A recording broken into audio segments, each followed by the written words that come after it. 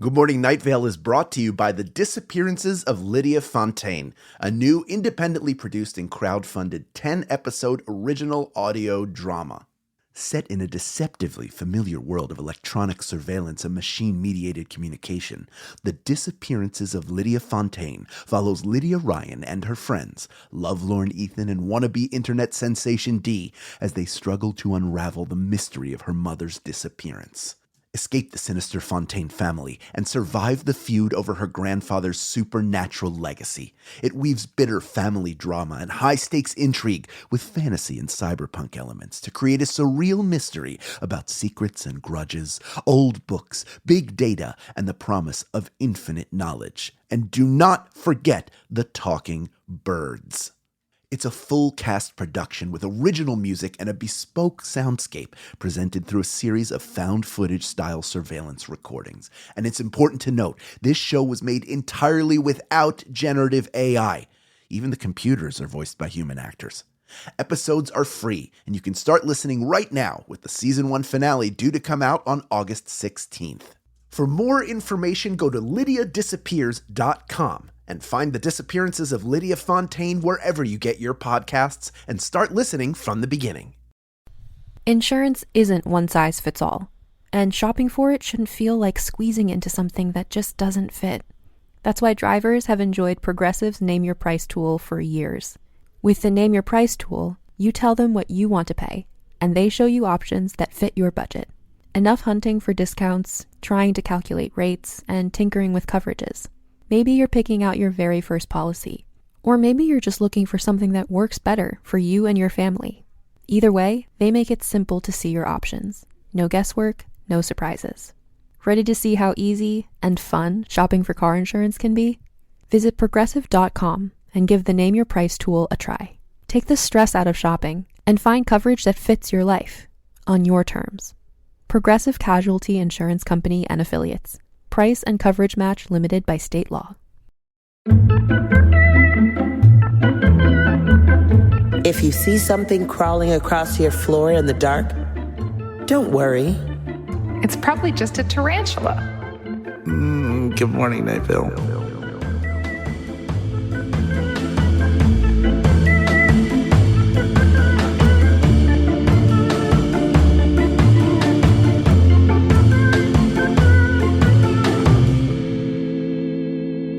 Morning, Night Vale. It's me, Meg Bashwiner, and I'm not afraid of spiders. I'm afraid of snakes.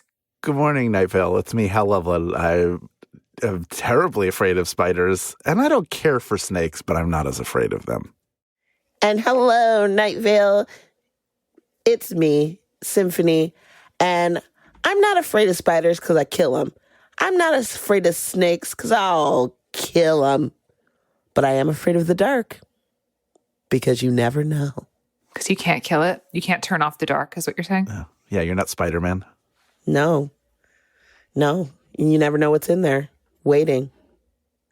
You know?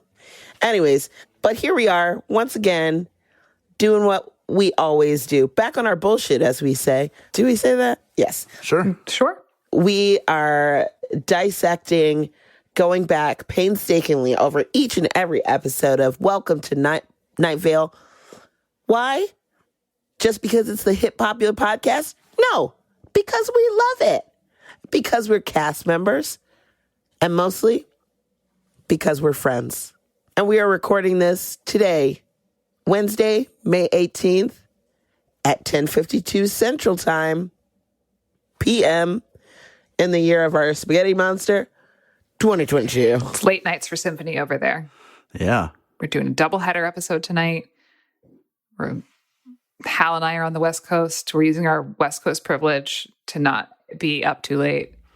Yes. So Forever asserting. So be prepared. It's about to get loopy. Yeah. Here's the original description for this episode, Citizen Spotlight. Let's profile a randomly selected citizen. And now, let's talk about it. Let's put the spotlight on this episode. this episode to me felt like a relief. Because there's been so much heavy plot and so much thinking we've had to do about the meaning of life, what Night Vale is, how many Night Vales there are, how many of us there are, who I am. And this episode was just like a straight up, like, capsule episode where we're just hearing about this citizen spotlight person and that Sigrid Borg, and that's all that's being asked of us. So yeah, I know it. No, really, that is true, Meg, and thankfully, few, right? Yeah, I just wanted a little bit of a relaxing, good old classic Night Vale episode. This is co-written with Brie Williams, and Brie Williams has written a lot of Night Vale episodes, which is great because I feel like Joseph and Jeffrey have such a specific voice that is the two of them. And Brie is really able to come play in that sandbox and get the voice as well as bringing something new to it that is not like jarring. The episode doesn't feel like, oh wow, this was definitely written by someone who wasn't Joseph or Jeffrey, but it does it's a really nice mesh when Brie writes for the program. Yes. For the program. Brie's insanely talented. Oh yeah. Yeah. And I really did enjoy this episode. I thought you were about to get, I Did really you didn't think I said enjoy didn't? this episode. Here's why. Number one. Brie Williams. No. We speak your name. No, I enjoyed this because it made me kind of think of like your town newspaper or something where there would be like some sort of like highlight or whatever on a specific thing that's going on or something like that. It just made, again, me feel like I wanted to be back in the community of Night Vale and being a part of it and understanding all that stuff. And I thought it was kind of funny, obviously, because Sigrid is a witness protection program person.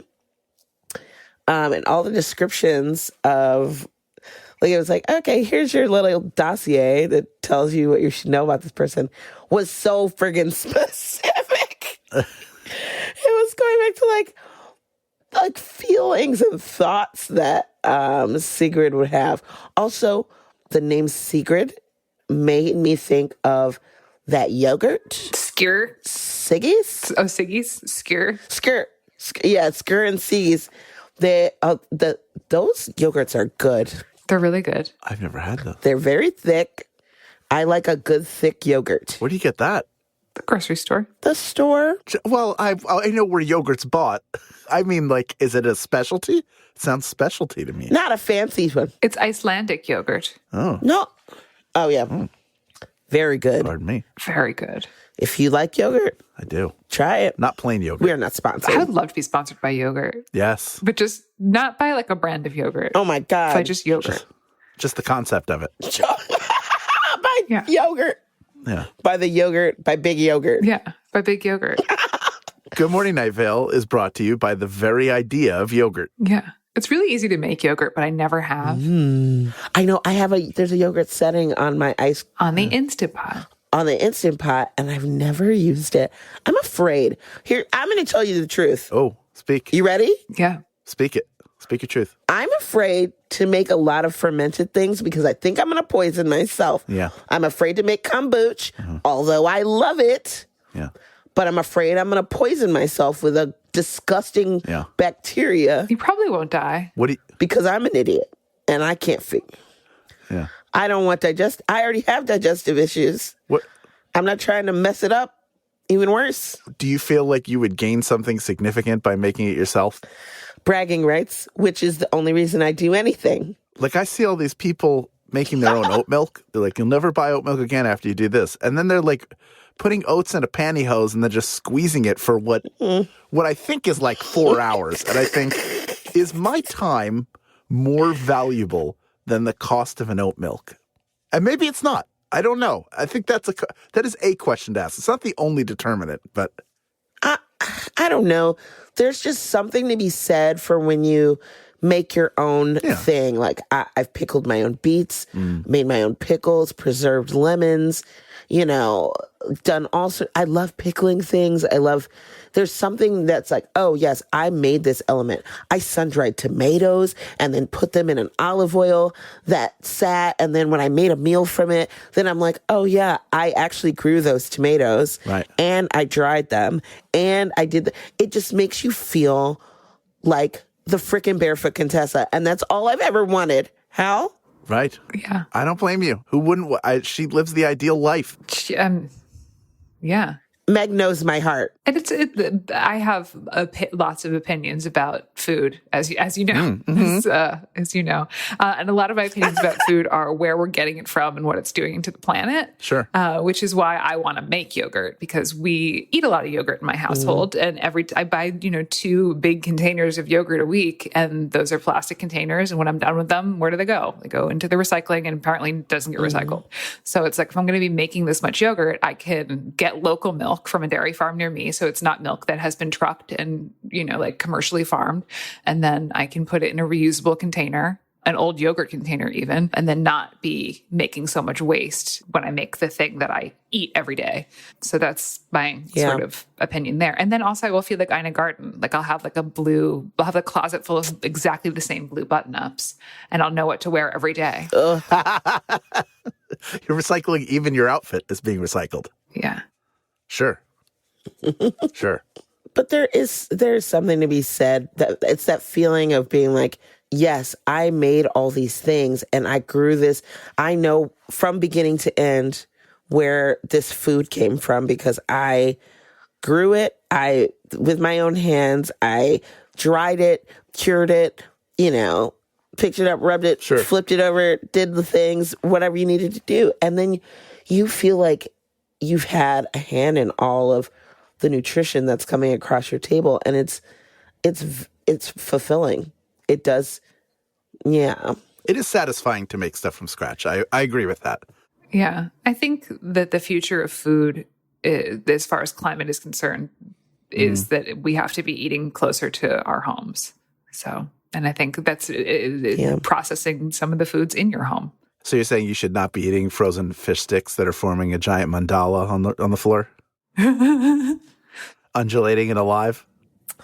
This was so fun, this bit. Fish stick mandala. And it's just like, well, thanks, Susan.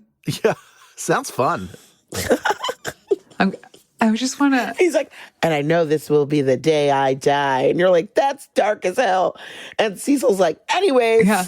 Every night I dream I'm flying towards a cloudless sky, and the center of the sky is that fish stick mandala, and I wake up before I reach it, but each dream a little closer. And the night that I reach the mandala in my dreams is the night I will die. Thanks, Susan. Sounds fun. Thank you so much. Also, what the hell was going on in the school cafeteria? Were they doing some sort of, fish a mandala? That is it's a pattern. It's like a energy thing. Yeah. But it's not like the symbolism of it. It's not like a pentagram or like some sort of portal to anything. It's just like, do you think that the lunch people were like the lunch server people were just like, let's leave this like that, and just like it's like a sense of calm? Well, it disappeared. Why do you think they did that? It disappeared, right? She blinked and then it was gone. Oh, right. So maybe she's like it's like the Moon Knight, for those of you who've seen it, where like she can't distinguish between her dreams and her waking life. Like has something is going on where she either is straddling the two, or who's to say what's real? Is the real thing that there's no fish stick mandala, or that there is a fish stick mandala, and that when she eventually reaches it, she will meet her maker, which is Gordon's. Do you like fish sticks? I did when I was a kid. That was something that was cooked a lot. Gordon's. I trust the Gordon's fisherman. Trust him with my life. That's a Gordon's fisherman. Yeah, sure. Find that slicker. And I'll tell you what, I did not have fish sticks until I was an adult. They're all right. I think of it as not really fish. Yeah, it's not. I think of it the same way I think of a fillet of fish from McDonald's. Yeah. It's like kind of fish, but it's like a fish equivalent. It's fishish. Yeah. Fishish, yes. Yeah. It was something my mother. Yeah. I get my hatred of eating fish from my mother, who also did not eat fish, and would, if she, like the rare occasions that she made fish, okay, which is just because my dad liked it, she would wear rubber gloves for all of it. She didn't want to touch it. But fish sticks was a way for me to eat fish, for her to still give me fish and allow me to try to like it on my own. And fish sticks were fine, but I did not, I have not made them in a very long time, and I'm not interested in them anymore. Like, I'd rather, if I'm going to get anything seafood, I'll get shrimp or scallops, maybe sea bass, maybe. What about lobster? Too sweet for me. Oh. I like a lobster roll. I got a lobster roll the first time I did a Night Vale show in Maine. It's mandatory. Okay. Yeah. So. And it was very good. I just, I'm not a huge, I like lobster a little bit more than crab. Crab to me is sweeter than lobster. Okay. So I'd rather have some crab or some lobster if I have to choose, but I don't want See, I love fish. I don't care what kind. It could be like not tasting like really fresh fish, or it's like can be like a fishy fish. Like I love fish. I love all kinds of fish. I don't care. I love shellfish. I like regular fish. Yeah, I'll eat it all. Me too. I'm a big fan. In fact, one of my favorite things that my mom used to make me for your birthday, she would always say, you could have whatever you want, and she would make it, And my favorite thing that she would make would be rainbow trout. Ugh, so good. Nice. I love a nice rainbow trout. It's a nice dish. Yum, yum. Joseph is very anti-fish, so. Yeah, but I get it. Some people don't. Yeah.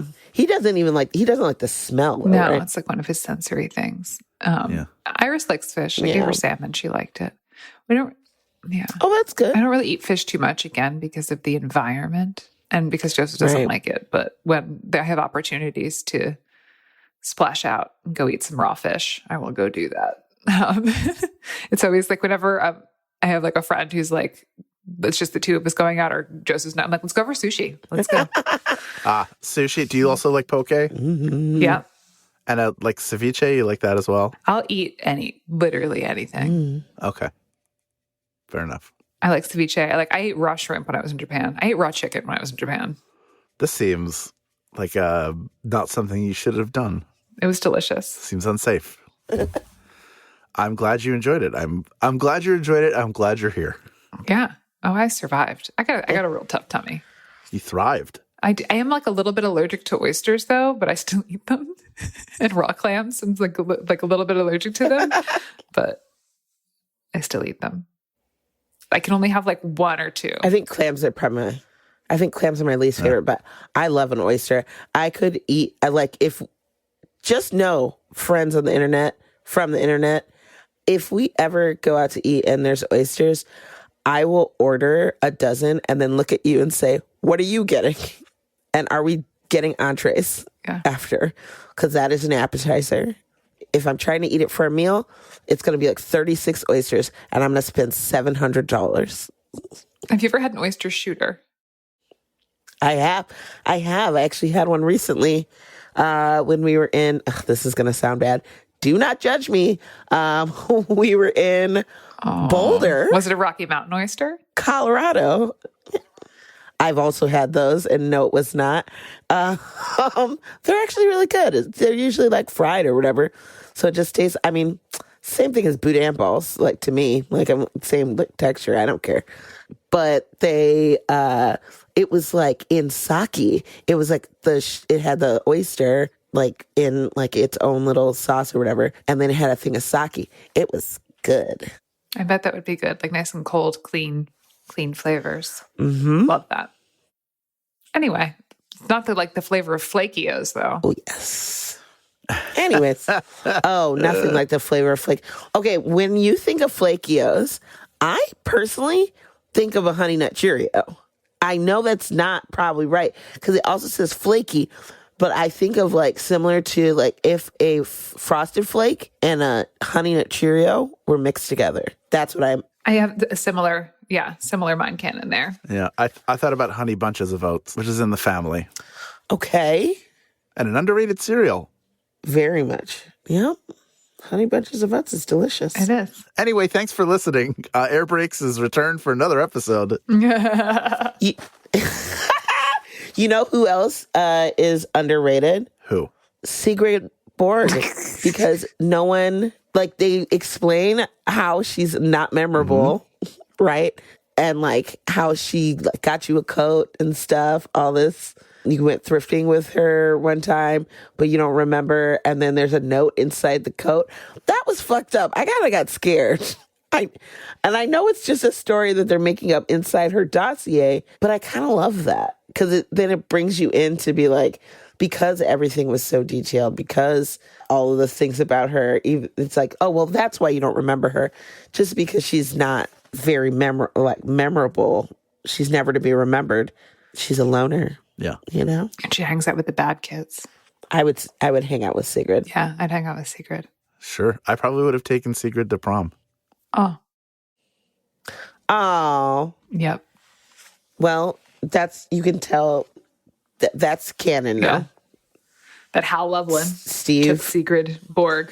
Hal Lublin. Yes. My senior year, I took the foreign exchange student to prom. Where was she from? She's from, I think she was from Russia.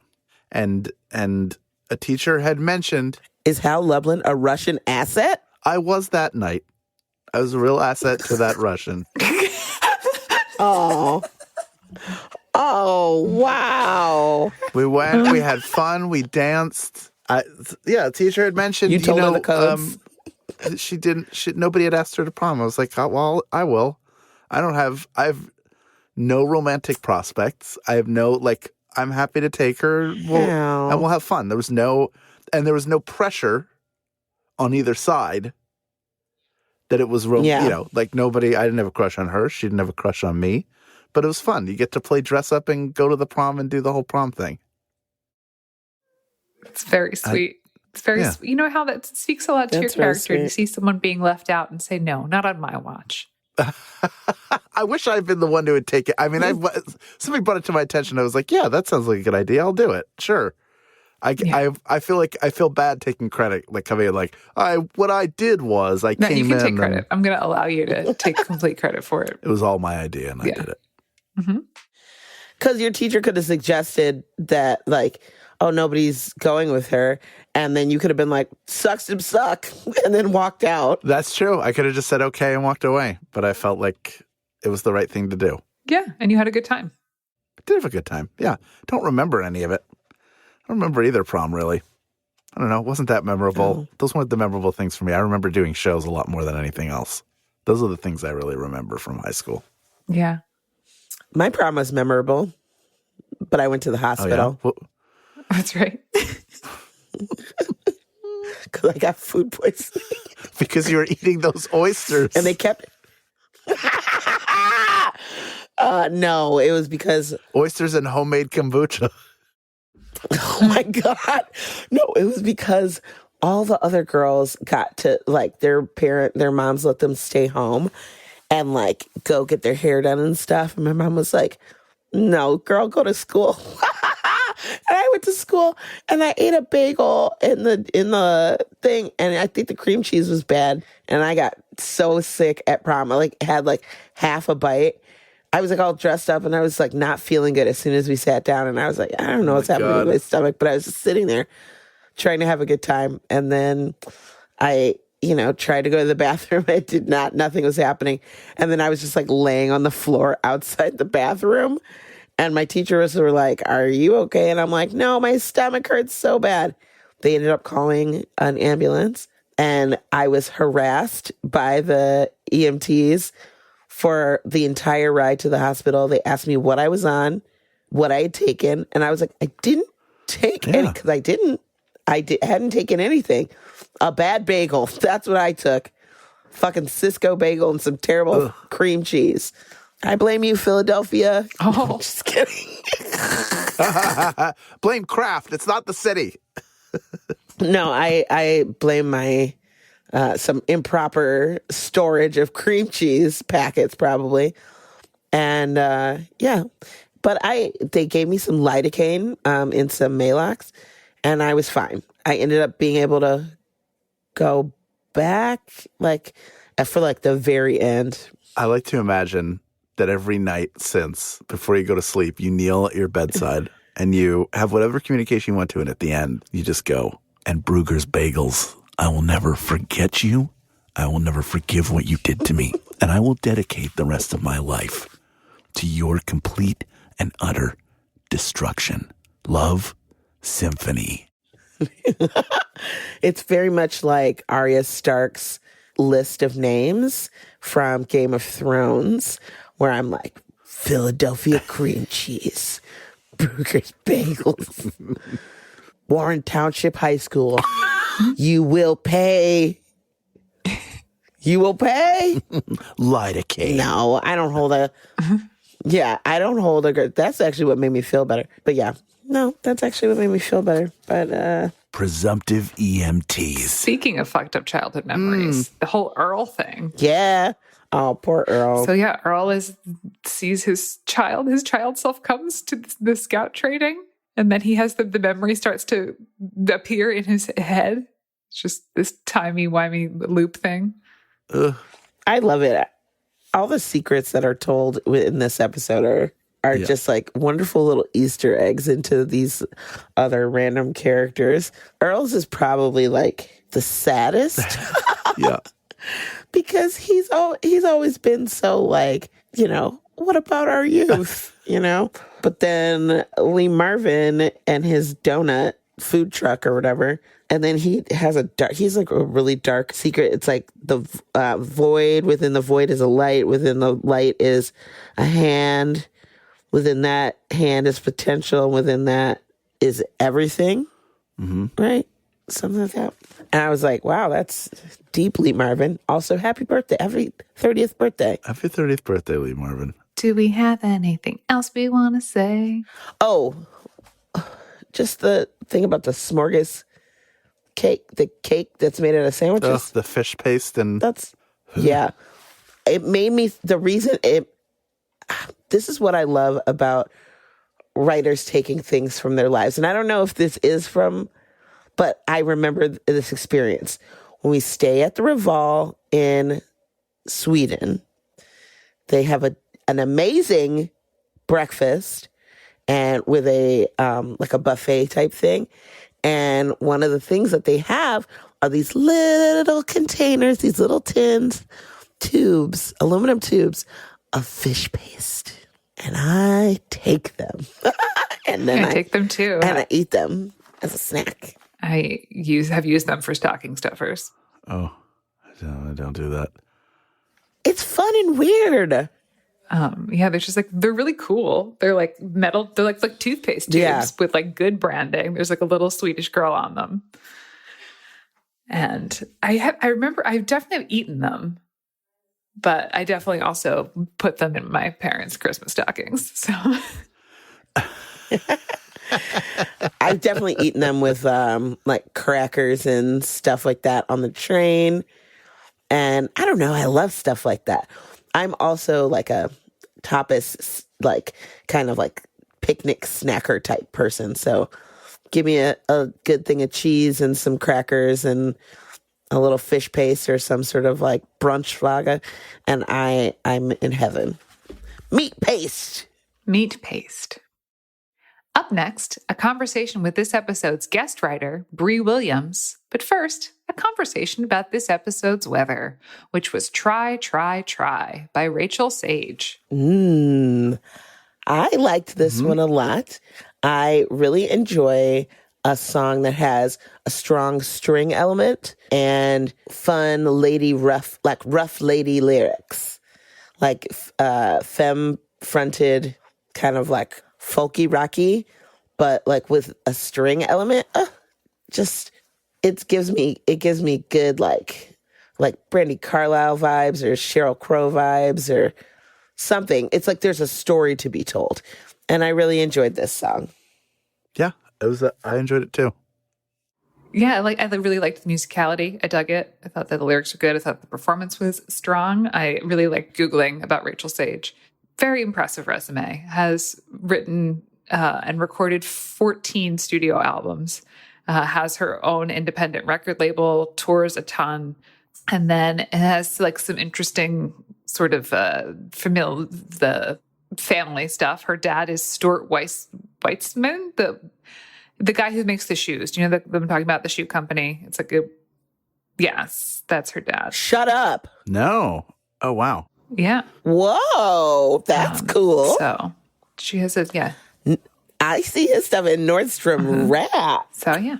Look at you. But yeah, super cool. Music maker. Cool. Also writes poetry, and a lot of it's available on her website. So if you liked the song and you like people who make things prolifically and want to see what she's all about. She's very available on the internet with her website, and then she also tours a bunch. So Neat. Very good. Stay right there. Good Morning Night Vale will return after a brief break.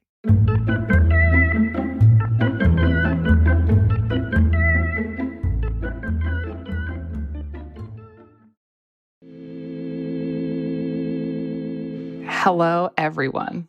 Hi. We're joined today by the wonderful guest writer for this episode and many other episodes, Brie Williams. Welcome. Thank you so much. Woohoo! Yay! Hi, Brie. Thanks so much for joining us. Thank you for having me. We very much enjoyed listening to this episode and chatting about it. And this was sort of like early days of you writing in the Night Vale world. I think this was your second episode writing for this. This was my second episode, yes. So how did we end up knowing you? How did that happen? Yeah, so that was through my creative partner, James Urbaniak, and we collaborate on a lot of things. And we were doing a podcast back in 2012 called Getting On with James Urbaniak, which was also a narrative kind of monologue-based show similar to Night Vale in that way. And because we all started podcasting at the same time, we were like listening to each other's stuff. And eventually, Night Vale fans will know James as Leonard Burton on Night Vale. And eventually Joseph just reached out to me and asked if I wanted to guest write an episode. So I was writing on James's show, and that's how he heard my work. That's awesome. And the rest is history. You've written 10 episodes of this show. Yeah. I've written 13 and a third. 13 and a third. 13 and a third. Do you get a punch card every time you write an episode? We should make one, yeah. Is there a tier system somehow? I should get one of those, like coffee shop cards. And when I get the 20th one, I should get a prize. Yeah, we'll just send a bunch of balloons to your house. Great. No, we'll send a bunch of balloons. $25 Topetico gift card. Yes. Right. But all the balloons will have spiders attached to them. No, that's okay. Just kidding. Or are we? Here's my question. Do you write them separately, or what is the writing process? Do you guys go back and forth with things? How does that work for you? So for my guest written episodes, I will write a script and I will send it to them. And then Joseph and Jeffrey will they'll go over it. They will make it funnier. They will finish ideas that I thought were finished, but then I realized they weren't. And then they'll send it back to me and be like, this is what we came up with. And I'll be like, that looks amazing. No notes. And then that's it. Oh, awesome. And were you already familiar with the world of Night Vale? I mean, obviously, since you have that connection to James, who, by the way, is just a super funny, fun person. He's delightful. Absolutely. Just the cadence of his speech just amuses the heck out of me. He's just a brilliant, brilliant actor. Yes. Yeah. Great performer, great voice. How do you guys know each other? We met at the Sundance Institute has these directing workshops that I used to work at as an assistant editor. It's where first-time directors come and workshop their first feature films, out in the mountains of Utah. So I was working there as an assistant editor, and James came on as an actor, and we met in Utah and hung out for a month doing this Sundance workshop. And we both were living in LA at the time. So when we left Utah and went back to LA, we ended up hanging out there. He invited me to a Thrilling Adventure Hour show, which Hal was on. And yeah, we just started hanging out, and then we started collaborating pretty soon after that. And the rest is history. Awesome. Have you always been a writer? Yes, I have, since I was very, very wee. Yes. I used to write poetry for all my elementary school teachers and secretly slide it onto their desk. Oh. So it was anonymous poetry? They knew who was doing it. Yeah, a lot of I think it was anonymous, but I made sure they saw that it was me. Do you have any of this? And I'm not going to ask you to, but do you have them? I come across them every now and then, not the ones I gave away, but I was writing a lot of poetry back in those days. So sometimes when I'm up at my dad's house, I'll like find a random poem from like the 3rd grade and be like, whoa, this is dark. Wow. It's darker than it should be. Yes. For a 3rd grader. But now you're a professional writer, so who's laughing now? Exactly. Yeah, and I also think that all the writings that we did as a kid, those diaries, those poems, those short stories, they really do shape who you become as a writer now. Like I look back at stuff that I wrote, and I'm like, wow, I really was figuring stuff out. I was figuring out how to do this. Oh, 100%. Yeah, I can look at any like stuff I wrote in kindergarten and be like, yeah, that is 100% me. Wait, you were writing stuff in kindergarten? Kinda. Okay, I mean, like to the best of it all kind of comes back to storytelling, right? Yeah. So, like, in a way, I guess a lot of us have that sort of imagination. But, like, what would you say, like, to aspiring writers out there about following through with that? Like, what? Any advice? I mean, I guess like the basic stuff, like just, I mean, it's so hard to say, like, believe in yourself, because like none of us do, but like, I think when you're a creative person, you're just going to be creating all the time anyway. So I guess just like, don't stop yourself from doing that, because that's going to be your impulse. Like just keep doing that no matter what else you're doing. And it'll pay off in any sort of number of ways, even if it's just fulfillment, Right. Yeah. Or just working to get good at something. Yeah. Yeah. Yeah. So you're Night Vale's most prolific guest writer. You've written the most guest episodes. What is it, the process like going and kind of playing in someone else's sandbox? Oh my God. I mean, I think that you've added a lot to the sandbox, but what is what is it like to come into the world of Night Vale and just move shit around? Oh man, I love it so much. Like I love the town of Night Vale. I love just walking around, looking at stuff, talking to people, just like, what is happening here? Like it's such a great world that's so vast, like, and there's so much room for anything. It doesn't feel constrictive at all, and there's so much to work with. It also reminds me a lot of, so I grew up in a small, like, weird town as well, and so like there's a lot of familiarity there. Like there's a lot of crossover of like the town I grew up in and Night Vale. So like in a way, I feel like very at home there. So you're from Night Vale. You can kind of, yeah. Good to know. Do you mind saying what town it is? Because some people might. It is called White Salmon, Washington, population 2,000. 2,000? Mm-hmm. Mm-hmm. Wait, salmon, like salmon, like the fish? Yeah, like the fish. Huh. Yes. All right. I've literally never heard of that place, but... I mean, no, why would you? But like, what part of the state is it in? It's in south central Washington, so it's right on the Columbia River on the border of Washington and Oregon. Oh, okay. South Central, that sounds very tough. Yeah, though. South Central, So it's like, what if Night Vale, but Pacific Northwest instead of desert? Exactly like that. It's not so much now. It was when I was growing up, like very conspiracy theory driven. There we have a militia and like all that stuff. And now it's like you go there and it's like cute bars and like cafes and stuff is expensive. There's like $500,000 homes there, and it's just like, it's not the place like I grew up. It's not as weird anymore, but there's probably at least one brewery there. No? There is a brewery, yep, right on the main drag. Yeah. Do you think growing up in a weird town made you weird or gave you a different perspective on like the whole creative thing, like being a creative person? 100%, because I didn't even live in town. I lived like 20 minutes up the hill in the forest. I didn't have electricity for like the first 7 or 8 years of my life. So I was like, we were out in the woods. Wow.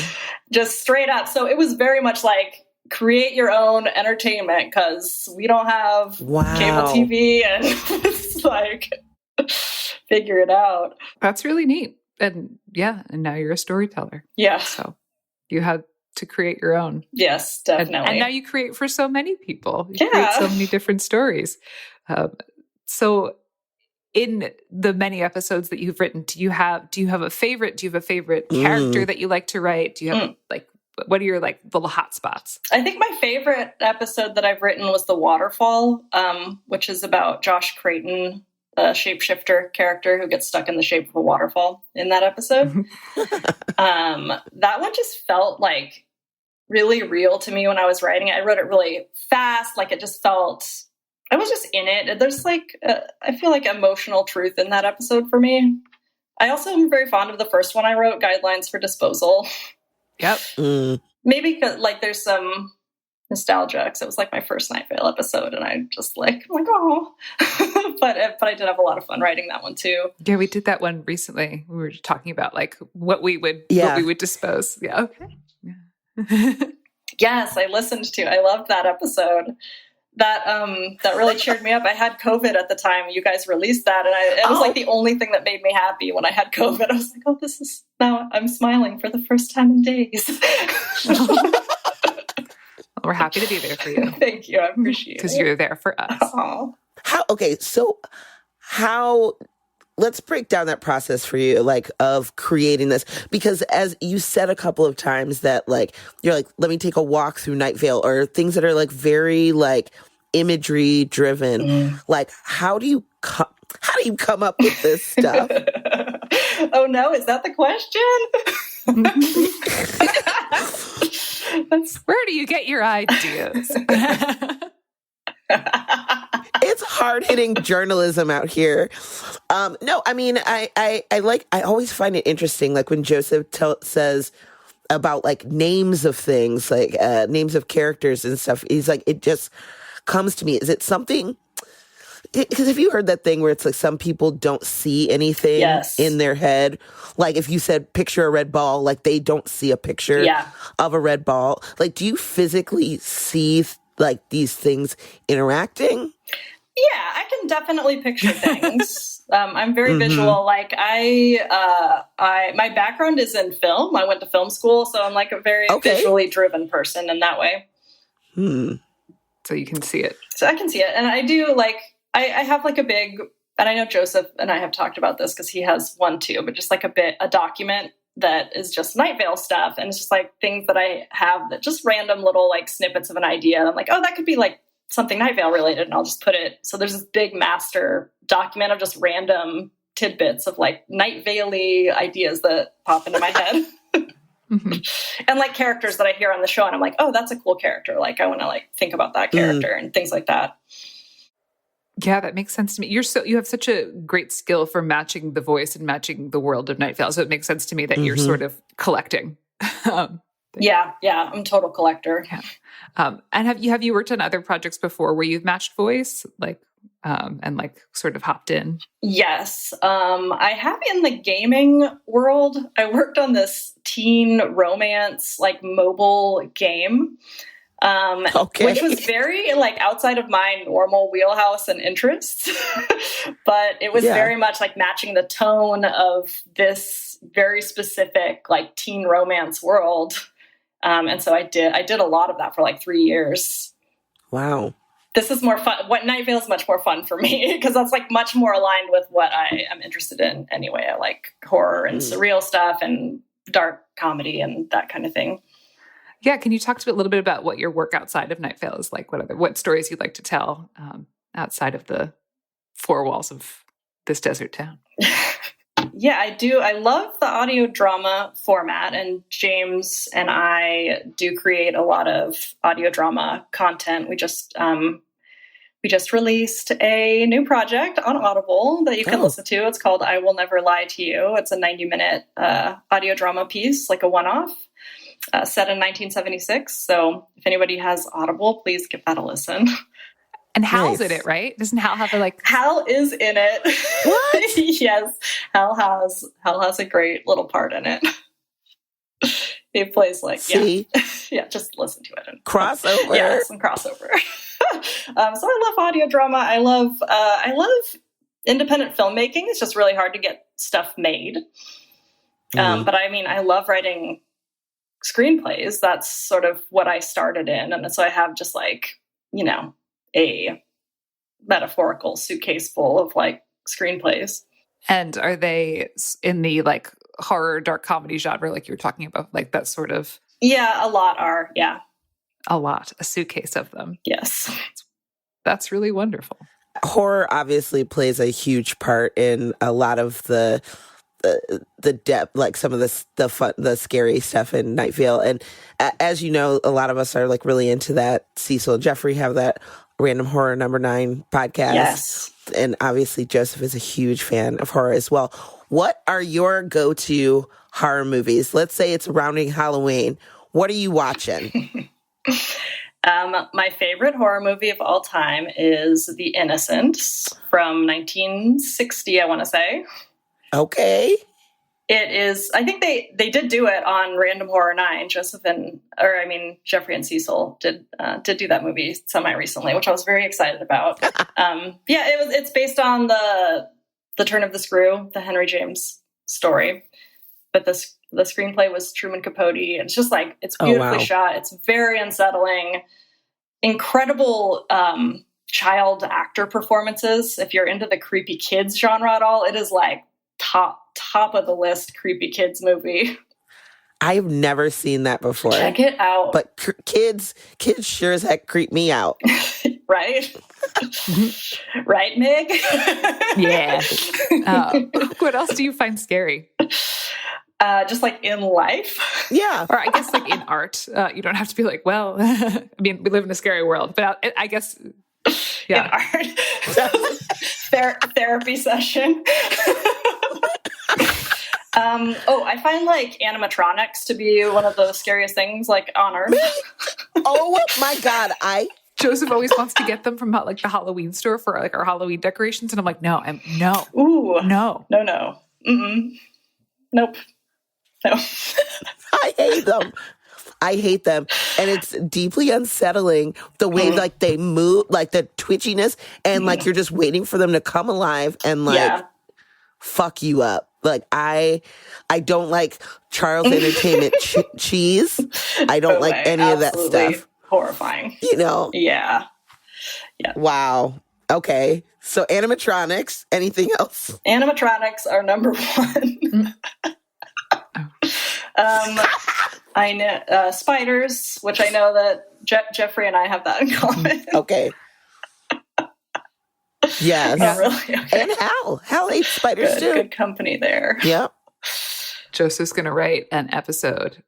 He's going to make you co-write an episode with Jeffrey about spiders and make it for Hal, just because Joseph likes to make you really confront those fears. And do you find writing about the things that you find scary, is that something that you gravitate towards, or is it just too icky, squidgy to spend that much time within an art making form?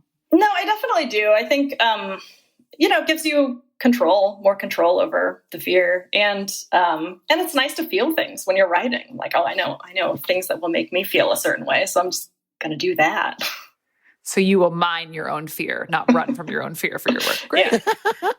That's some good advice for the children. Definitely. Mine your fears. It's admirable, I'd say. Spin them into podcast. Mind your fears, child. Sink them into your audio drama. Well, we appreciate all of your that you've given to the world of Night Vale. We look forward to the few next 13 episodes from Brie Williams. I love it. Me too. Yeah. Thank you so much. We really appreciate you coming on our show and writing for Night Vale and for being a lovely person. Oh my God. Thank you so much.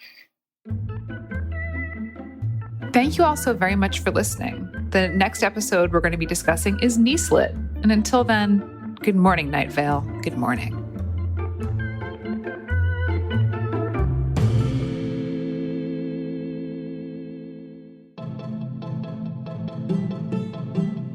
Good Morning Night Vale is a Night Vale Presents production.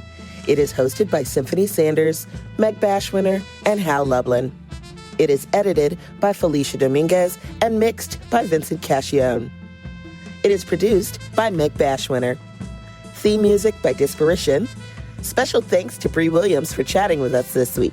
Leave us a voicemail at 929-277-2050 or email us at info@goodmorningnightVale.com to share your theories and ask questions, or to tell us what your favorite Swedish food is.